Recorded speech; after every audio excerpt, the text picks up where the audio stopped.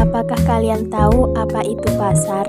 Dalam kehidupan sehari-hari, pasar diartikan sebagai suatu tempat bertemunya antara penjual yang menawarkan barang dan pembeli yang membutuhkan barang. Kita tentu tidak bisa membayangkan bila dalam hidup kita tidak terdapat pasar. Kita akan mengalami kesulitan dalam memenuhi semua kebutuhan hidup kita. Contohnya hasil panen sayuran para petani yang menjadi sia-sia apabila tidak ada yang membeli padi tersebut. Petani tidak mungkin bisa memenuhi semua kebutuhan hidupnya hanya dengan padi hasil panennya. Dia pasti memerlukan kebutuhan hidup yang lain. Sebaliknya, konsumen yang memiliki uang sebanyak apapun tidak akan ada nilainya apabila tidak ada orang yang menjual kebutuhan hidupnya. Oleh karena itu, pasar memiliki kedudukan yang sangat penting dalam kehidupan setiap manusia. Selanjutnya yaitu fungsi pasar. Yang pertama, menetapkan nilai.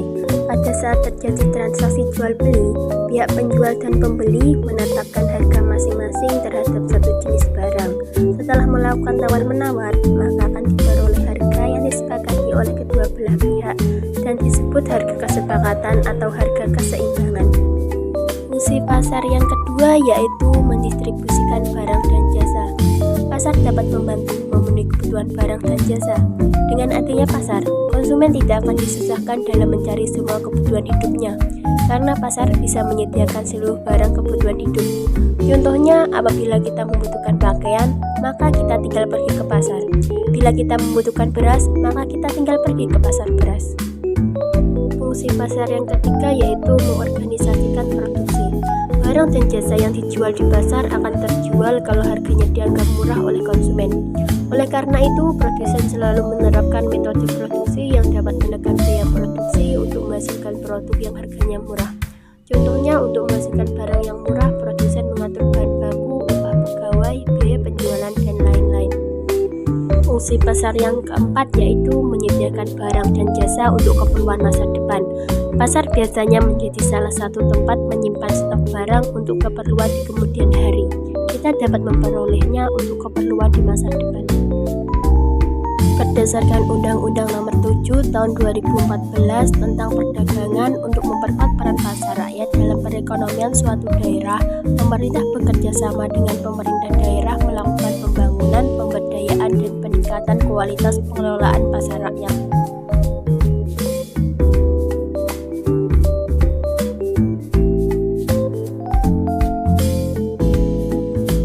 Dalam kehidupan sehari-hari, kita dapat melihat jenis pasar yang beraneka ragam. Berdasarkan waktu kegiatannya, pasar dibedakan menjadi 4 macam. Yang pertama yaitu pasar harian. Pasar harian yaitu pasar yang kegiatannya berlangsung setiap hari. Transaksi jual beli barang kebutuhan pokok terjadi setiap hari. Contohnya pasar harian adalah pasar tradisional, supermarket, hipermarket, supermall, tos serba, dan sebagainya. Yang kedua, pasar mingguan, yaitu pasar yang kegiatannya berlangsung 1 minggu sekali pada hari-hari tertentu. Contoh pasar Minggu, pasar Senin, pasar Rabu, dan sebagainya. Yang ketiga, pasar bulanan, yaitu pasar yang kegiatannya berlangsung setiap 1 bulan sekali. Contohnya pasar murah ataupun pasar yang diadakan di sekitar sebuah pabrik setiap awal bulan. Yang keempat, pasar tahunan, yaitu pasar yang kegiatannya berlangsung setiap 1 tahun sekali. Pasar ini biasanya digelar untuk memperingati peristiwa tertentu yang dianggap penting. Contoh Pekan Raya Jakarta yang diselenggarakan untuk memperingati hari ulang tahun Kota Jakarta sekaligus untuk mempromosikan berbagai jenis barang kepada konsumen. Berdasarkan strukturnya, pasar dibagi menjadi 2, yaitu pasar persaingan sempurna dan pasar bukan persaingan sempurna. Pasar persaingan sempurna yaitu pasar tempat interaksi antara permintaan dan penawaran terjadi dengan jumlah yang tidak terbatas. Harga yang terbentuk merupakan harga yang benar-benar mencerminkan keinginan produsen dan konsumen. Yang kedua yaitu pasar bukan persaingan sempurna. Pasar bukan persaingan sempurna yaitu pasar yang tidak memenuhi ciri-ciri pasar persaingan sempurna. Jika seorang penjual dapat memengaruhi harga pasar, maka tempat penjual tersebut adalah pasar bukan persaingan sempurna. Pasar bukan persaingan sempurna terbagi menjadi 5 bentuk. Yang pertama, pasar monopoli, yaitu suatu pasar dengan hanya ada satu penjual yang menguasai pasar. Penjual ini menghasilkan barang yang tidak diproduksi penjual lain, sehingga bebas menentukan harga. Sekarang ini perusahaan atau penjual yang murni bersifat monopoli sangat jarang ditemui karena di dalam pasar selalu ada persaingan. Contoh dari perusahaan yang memegang monopoli adalah Pertamina yang memegang monopoli pasar bahan bakar minyak di Indonesia. Yang kedua, pasar oligopoli, yaitu bentuk pasar bukan persaingan sempurna tempat terdapatnya beberapa penjual yang menguasai pasar. Jadi, pasar oligopoli hanya terdiri dari sekelompok kecil perusahaan atau penjual. Dalam pasar oligopoli, biasanya satu perusahaan atau penjual yang menguasai sebagian besar pasar dan sebagian lagi beberapa perusahaan kecil. Salah satu contoh pasar oligopoli yaitu pasar kendaraan bermotor yang dikuasai oleh Yamaha. Yang ketiga, pasar monopsoni, yaitu bentuk pasar bukan persaingan sempurna dengan pasar dikuasai oleh satu pembeli. Contohnya adalah sebuah perusahaan membeli teh yang berkualitas kepada para petani secara langsung. Kemudian perusahaan ini membujuk para petani agar menjual tehnya hanya kepada perusahaan tersebut dengan harga ditentukan oleh perusahaan sebagai pembeli. Walaupun perusahaan ini menentukan harga teh, namun tidak bisa menentukan harga jual karena terdapat perusahaan lain yang juga memproduksi barang yang sama. Yang keempat, pasar persaingan monopolistik. Pasar persaingan monopolistik yaitu bentuk pasar bukan persaingan sempurna tempat terdapatnya banyak penjual yang menawarkan barang yang sama namun memiliki ciri khas masing-masing. Jadi, dalam pasar persaingan monopolistik, barang yang diperjualbelikan sama namun memiliki perbedaan dalam hal merek, model desain produk, aksesoris, dan lain-lainnya. Contohnya adalah pasar handphone yang terdiri atas berbagai macam merek, model, ukuran, dan aksesorisnya namun tetap memiliki kesamaan sebagai alat komunikasi. Pasar persaingan monopolistik pada dasarnya merupakan pasar yang berada di antara pasar persaingan sempurna dan pasar monopoli.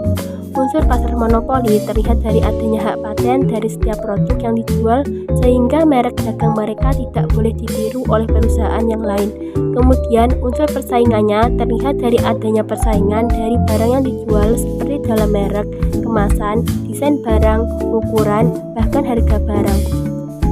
Kelima, pasar oligopsoni, yaitu bentuk pasar bukan persaingan sempurna dengan pasar dikuasai oleh beberapa pembeli. Masing-masing pembeli saling mempengaruhi dan menetapkan harga barang yang dibelinya.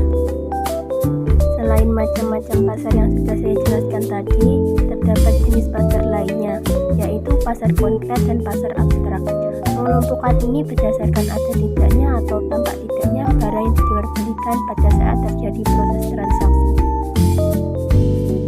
Pasar konkret yaitu pasar dengan barang yang dijual ada di tempat dan bisa langsung dibawa pembeli. Pada umumnya, pasar yang kita temui sehari-hari adalah bentuk pasar konkret dengan barang yang diperjualbelikan ada di tempat. Pasar abstrak yaitu pasar dengan barang yang diperjualbelikan tidak ada di tempat secara langsung. Proses jual beli dalam pasar abstrak tidak mesti berhadapan langsung, namun bisa melalui telepon, surat, dan internet. Contoh pasar abstrak adalah sebagai berikut. Yang pertama yaitu pasar uang. Pasar uang yaitu tempat diperjualbelikannya surat berharga atau dana yang memiliki masa jatuh tempo kurang dari 1 tahun. Pasar uang merupakan pilihan alternatif bagi pihak yang membutuhkan dana jangka pendek. Di pasar uang bertemu antara pihak yang kekurangan dana dengan pihak yang kelebihan dana. Harga terbentuk melalui interaksi permintaan dan penawaran. Surat berharga yang bisa diperjualbelikan adalah sertifikat Bank Indonesia atau SBI, sertifikat deposito, dan surat berharga pasar uang atau SPBU. Yang kedua, pasar modal, yaitu tempat bertemunya penjual dan pembeli modal. Pasar modal merupakan sarana bagi perusahaan mendapatkan dana jangka panjang. Artinya lebih dari 1 tahun. Pasar modal juga dikenal dengan nama bursa efek. Lahirnya pasar modal di Indonesia tidak bisa dilepaskan dari peran serta pemerintah Belanda pada zaman penjajahan. Pada tahun 1912, bursa efek pertama kali dibentuk oleh pemerintah Hindia Belanda yang kedudukannya di Batavia atau sekarang Jakarta. Selanjutnya pada tahun 1914, dikarenakan terjadi terjadi Perang Dunia ke-1, Bursa Efek yang telah 2 tahun beroperasi ditutup. Dalam perkembangan selanjutnya, yaitu pada tahun 1925, dibuka kembali Bursa Efek Jakarta yang disertai dengan dibukanya Bursa Efek Semarang dan Surabaya. Pada tahun 1942 terjadi Perang Dunia Kedua dan Bursa Efek Jakarta ditutup kembali. Bursa Efek Jakarta baru dibuka kembali pada tahun 1952 walaupun pada tahun 1956 sempat tidak aktif. Pada tahun 1976, pasar modal kembali dihidupkan dan dibentuknya Bapepam. Pada awalnya, kata Bapepam merupakan singkatan dari Badan Pelaksana Pasar Modal. Setelah tugas sebagai penyelenggara pasar modal dihapuskan melalui Kapres pada tahun 1990, Bapepam pun berganti nama menjadi Badan Pengawas Pasar Modal. Menurut situs web resminya, tujuan dari Bapepam adalah mewujudkan kegiatan pasar modal yang teratur, wajar dan efisien, serta melindungi kepentingan pemodal dan masyarakat di Indonesia. Data 10 provinsi dengan jumlah pasar rakyat terbanyak pada tahun 2020. Jawa Timur merupakan provinsi dengan jumlah pasar rakyat terbanyak pada tahun 2020.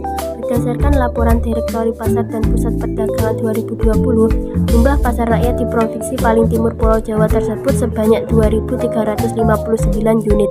Jumlah pasar tersebut tersebar di 2019 kelurahan atau desa pada 643 kecamatan dan 38 kabupaten atau kota. Jawa Tengah berada di posisi berikutnya dengan jumlah 1.977 pasar rakyat. Jumlah itu tersebar di 1.769 desa atau kelurahan yang berada di 562 kecamatan dan 35 kabupaten atau kota. Kemudian ada 858 pasar rakyat di Sumatera Utara. Sebarannya berada di 775 desa atau kelurahan pada 371 kecamatan dan 31 kabupaten atau kota. Pasar merupakan lembaga ekonomi tempat bertemunya pembeli dan penjual, baik langsung maupun tidak langsung untuk melakukan transaksi perdagangan. Pasar rakyat ditata, dibangun, dan dikelola oleh pemerintah pusat, pemerintah daerah, swasta, atau lembaga lainnya. Fakta ekonomi Turki, inflasi tinggi, pasar modalnya tetap stabil. Pada tahun 2023, Turki terjadi bencana yaitu bencana dahsyat gempa bumi yang menelan ribuan korban, bahkan sempat menggerus kapitalisasi pasar bursa saham Turki atau BIST 100. Tak hanya itu, Presiden Turki Recep Tayyip Erdogan juga melakukan pengelolaan ekonomi Turki yang agak aneh karena tak melawan inflasi dengan kenaikan suku bunga. Alhasil Turki menjadi salah satu negara Eropa dengan inflasi yang tinggi di tengah lajunya pertumbuhan ekonomi dan perkembangan sahamnya.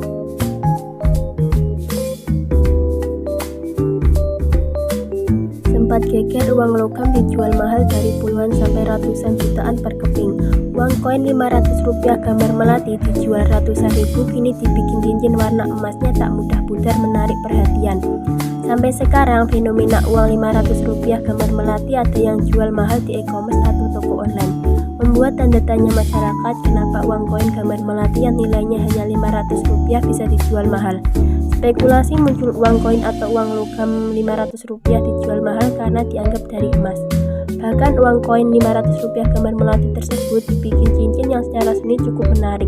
Seperti yang terlihat di marketplace, cincin dari uang koin Rp500 gambar melati dibikin cincin dan dijual untuk umum.